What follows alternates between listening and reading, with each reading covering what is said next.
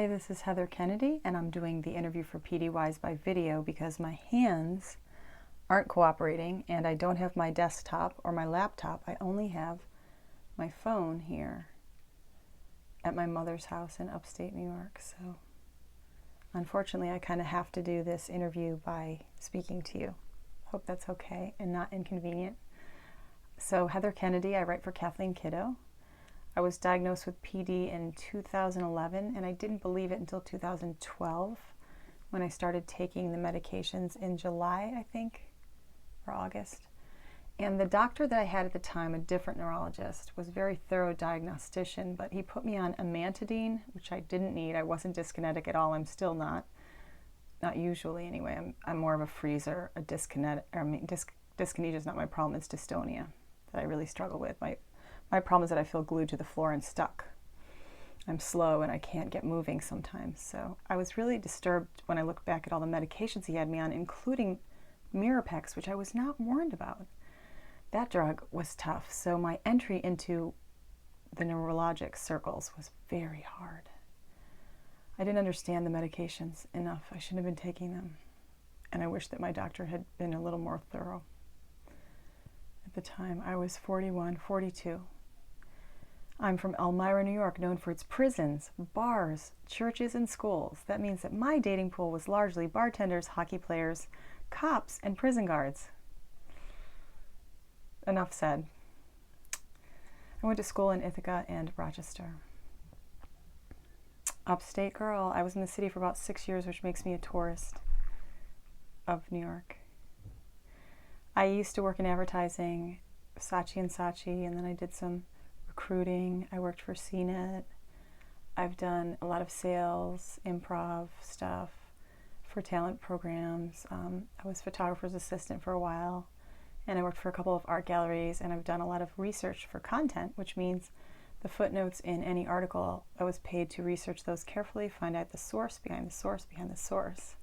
So I've spent a lot of time in the rabbit hole of the internets, if you will, just digging up sources and who paid for what, which editors came from where, what their intentions were, who paid them, when the article was published, and why.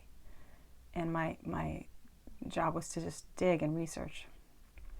Sounds exciting, but it's actually quite tedious.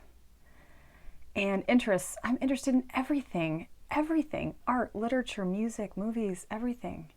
I love to talk about how to garden or paint a room or create different ways of looking at fashion or talk philosophy or space and the universe and spirituality and death and just everything. I'm endlessly curious and very excited to learn more in every single moment of every day. I'm never the smartest person in the room, so this is not a problem, but if ever I was, I would leave the room. There's so much to learn. Everyone is my teacher. Interests also include dancing, high intensity, high impact, interval training. I like to box. I really enjoy interior decorating and architecture, and I dream someday of having a little cabin in the woods that I build with lots of bookshelves. Like John Waters said, if ever you go into someone's house and they don't have any books, don't fuck them. Excuse my language, but that was a direct quote from John Waters to you and everybody else. My network of support is largely you. When I say you, I mean online. You know, we have tremendous pain with Parkinson's. Like my shoulders are killing me right now. I can barely move. My neck. Chronic pain changes people, and it's really tough to be around people who don't get that. I can tell that my friends and family are trying, but a lot of my friends and acquaintances, the ones I know less, I can tell by the way that they ask me to do things and the timeline with which they give me to do them, which is a very normal timeline, that they just don't understand what I'm dealing with. I don't think they get the challenges of Parkinson's. So to be around a network of support of people that understand and just get it, you don't have to explain yourself, is so nice. So online, and the people that do the circuits, like that go to all the events, you guys are you're my best friends. So the silver lining of Parkinson's. How did my PD diagnosis come about? I was trying to do my violin, and I remember that the vibrato wasn't working. So If you've ever seen someone do a cello or a violin, the vibrato kind of looks like that. I couldn't get my hand to do anything with this, and it just kept shaking strangely, and I thought maybe I had a neck injury from boxing, which is entirely possible. I was a little bit reckless when I used to box before I had Parkinson. But that's not it.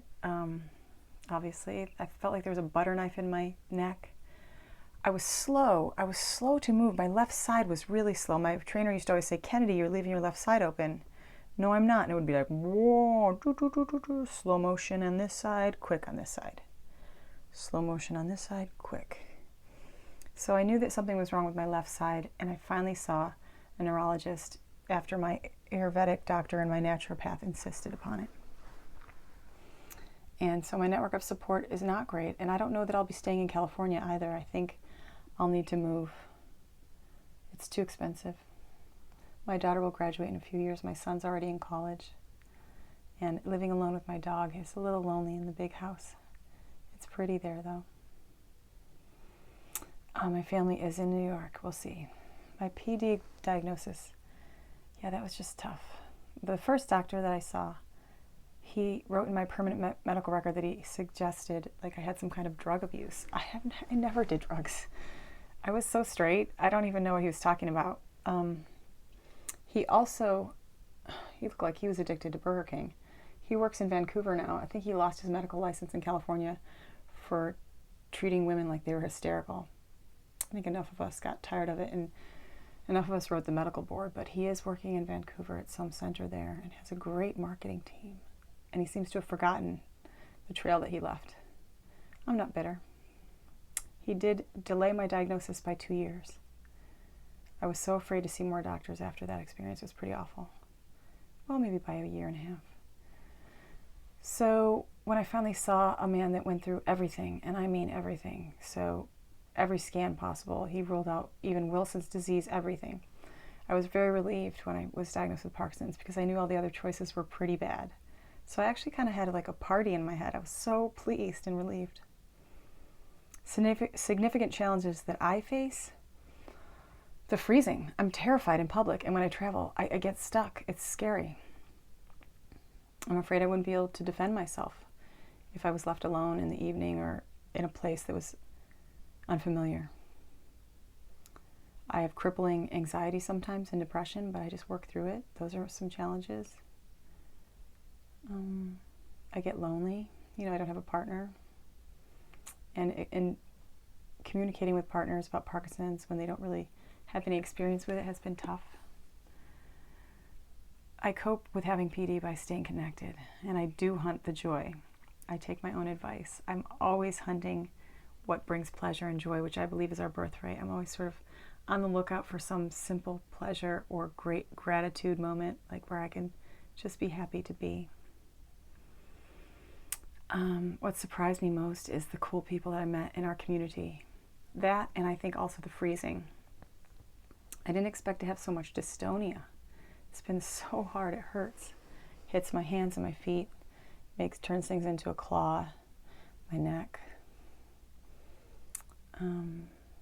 Those two things, so one good thing and one bad. Wisdom. I don't know about wisdom, but I can say what I would tell my newly diagnosed self is that you're in it for the long haul. Just relax. It's going to be a while. It won't kill you, and you're not going to get everyone to understand it. Just cut your losses and go. If they don't understand and they continue to make you explain yourself, just walk away. Also, don't drink. Just don't even drink. I don't drink now and I feel great. But the old me, I wish that she hadn't drank. Just made things harder, that's all. It's no big deal. So the wisdom that I would offer: meditate, pray, stay present, stay in your body. Have compassion for yourself. Have some patience and others. Offer that generous space to others too. And if you do have a spiritual or religious practice, stick with that. Stay connected. Stay connected to your communities.